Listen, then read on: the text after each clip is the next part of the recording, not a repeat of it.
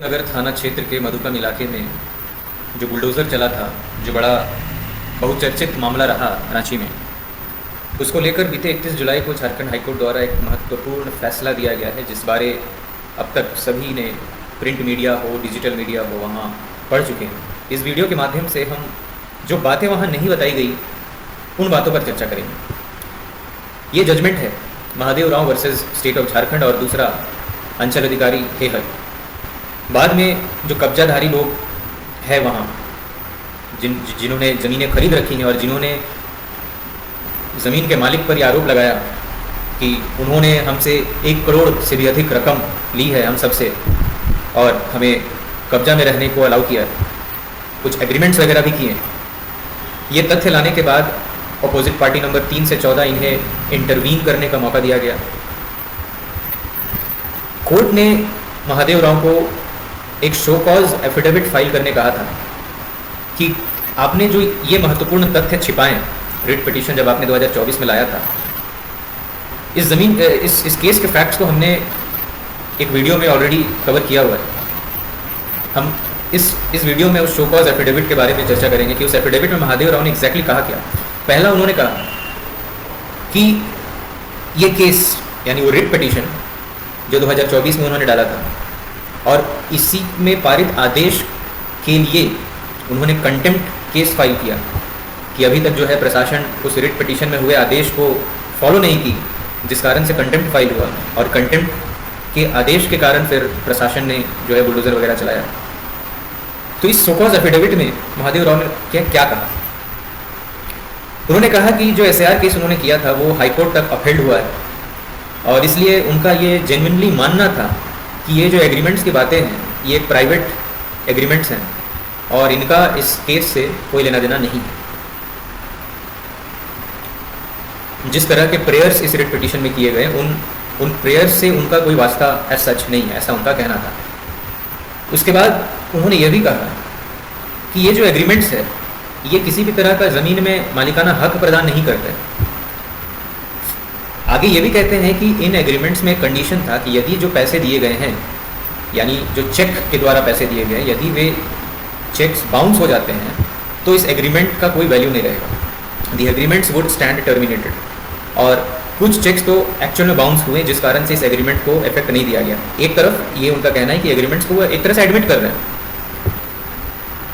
अगला वे फिर कहते हैं कि हमारी जो ज़मीन है, यानी मकान मालिक का कहना है कि हमारी जो ज़मीन है ये सीएनटी में आती है और किसी भी तरह का एग्रीमेंट सेक्शन 46 और 48 के विरुद्ध है, plus section 23 Indian contract act के विरुद्ध है और बिना सैंक्शन के यानी बिना डीसी के परमिशन के ऐसी ज़मीनें नहीं बिक सकती हैं, ऐसा इनका कहना है। और पिटिशनर जो चूँकि एक एसटी समुदाय से आते हैं तो ये इस बात से अच्छी तरह से अवगत हैं कि किसी भी तरह का प्राइवेट एग्रीमेंट स्टैट्यूटरी प्रोटेक्शन को ओवरराइड नहीं कर सकता, यानी कानून के विरुद्ध आप किसी तरह का एग्रीमेंट नहीं कर सकते। यदि करते हैं तो they are void ab initio, शुरुआत से ही ऐसे एग्रीमेंट्स नल एंड वॉइड माने जाते हैं।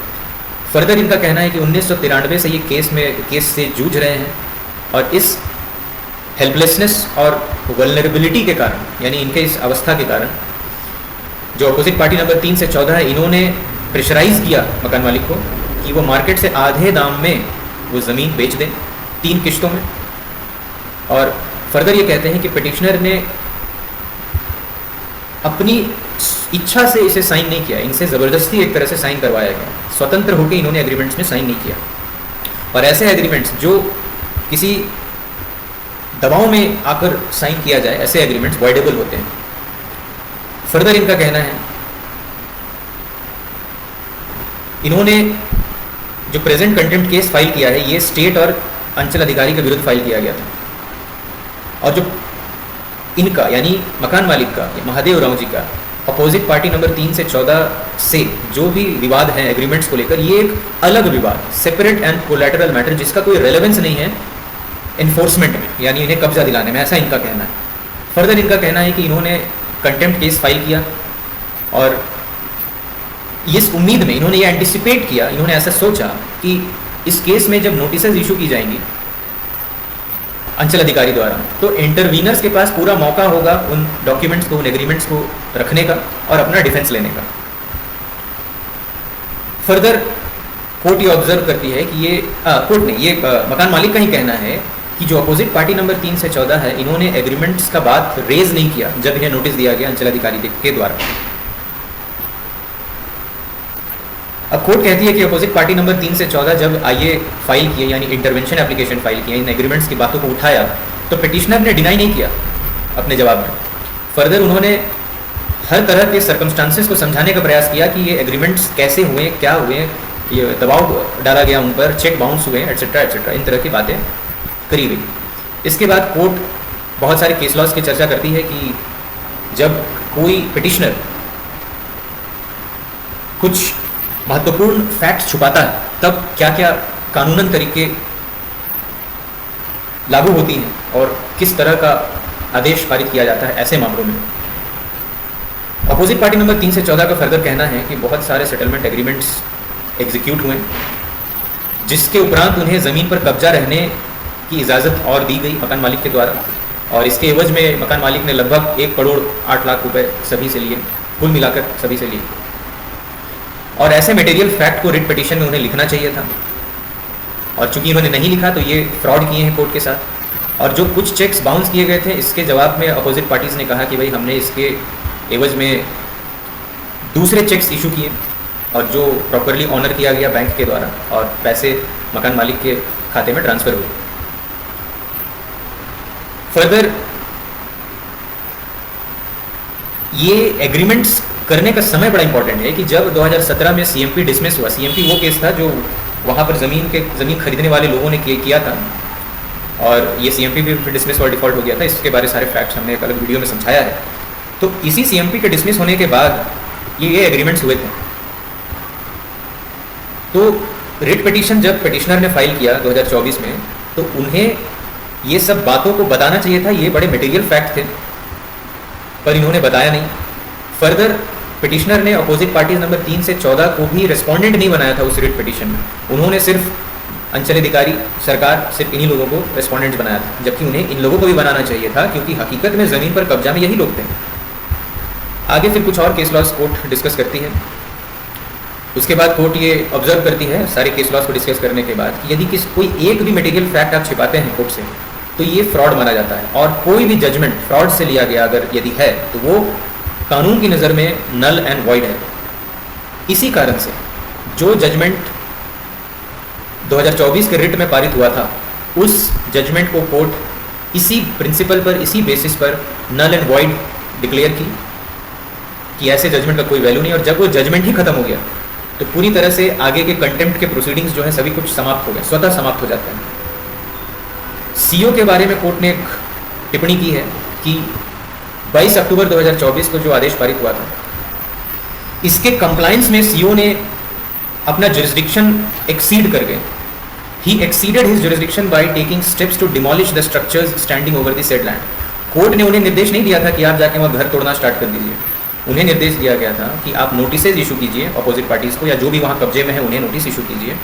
उसके बाद देखिए कि जो ऑर्डर्स हैं पिछले कोर्ट्स के, वो उन सभी ऑर्डर्स को वेरीफाई कीजिए। उसके बाद ही जो अपना डिसीजन लेना है लीजिए। यदि सीओ को, अंचल अधिकारी को वहाँ कुछ बिल्डिंग्स बनी हुई दिखी तो उन्हें हाईकोर्ट से क्लैरिफिकेशन लेना चाहिए था, रादर कि बुलडोज़र ले जाके तोड़ना स्टार्ट कर दें। तो इस प्रैक्टिस को हाईकोर्ट ने बहुत डिप्रिकेट किया है। फर्दर कोर्ट ने महादेव राव पर जुर्माना लगाया है 1 लाख रुपए का पर अपोजिट पार्टी। चूँकि 12 अपोजिट पार्टी हैं तो टोटल 12 लाख रुपए जुर्माना इन पर लगाया गया। और सबसे इंपॉर्टेंट बात, सबसे इंपॉर्टेंट सवाल कि उस ज़मीन का मालिक कौन है। ज़मीन है मुंडारी। एसएआर कोर्ट के द्वारा ऑर्डर ज़मीन मालिक के पक्ष में हुआ, बाद में फिर रिवीजन में फैसला पलटा, फिर रिट कोर्ट गए, वापस से फैसला रिस्टोर हो गया। तो अंत में रिजल्ट हुआ कि एज ऑफ डेट ज़मीन मालिक के पक्ष में फैसला है। तो मालिक कौन है ज़मीन का? कोर्ट इस बारे में ऑब्जर्व करती है कि the parties are however at liberty to take appropriate recourse as available under law with respect to right, title and interest over the set land. यानी कोर्ट इस बारे में कोई टिप्पणी नहीं की है कि ज़मीन का मालिक कौन है। ये दोनों पार्टीज़ पर कोर्ट छोड़ दी है कि आप जो है कानून में जो भी रेमेडीज़ अवेलेबल है, जो रास्ते अवेलेबल है, उन्हें अपनाएं, और अगर इस बारे में कुछ विवाद है तो उसके थ्रू आप विवाद सुलझाएं। तो अभी आगे क्या हो सकता है, हम क्या उम्मीद कर सकते हैं? क्या महादेव राव फिर से कोई पिटीशन फाइल करेंगे हाई कोर्ट में? इस बार प्रॉपर सभी को पार्टी बनाते हुए, ये भी एक रास्ता है। इस रास्ते में उन्हें इन पिछले केसेस को भी जिक्र करना पड़ेगा। फर्दर एक और रास्ता है इनके पास कि ये उनका चॉइस हो सकता है कि क्या वो सिविल कोर्ट जाते हैं इन एग्रीमेंट्स को लेकर कि एग्रीमेंट सही है, गलत है, एग्रीमेंट्स का कोई वैल्यू नहीं है कानून की नज़र में, जो अभी वहाँ कब्जे में है, क्या वे लोग सरकार के पास जाते हैं कि हमें आप कुछ रिलीफ दीजिए, कि स्टेटस को मेंटेन होता है, जैसा चल रहा है ऐसे ही चलता रहेगा अगले दशक आने वाले सालों तक। तो ये बड़ा देखना दिलचस्प होगा कि दोनों पार्टीज आगे करते क्या हैं। तो इस केस में यह भी देखना बड़ा दिलचस्प होगा कि जो पिटिशनर महादेव राव हैं वे इस 12 लाख रुपए देने वाले निर्देश को, जो जजमेंट में है, इसे चैलेंज करते हैं एज़ पर लॉ, या वे इस मुआवजे के पैसे को अपोजिट पार्टीज़ को दे देते हैं।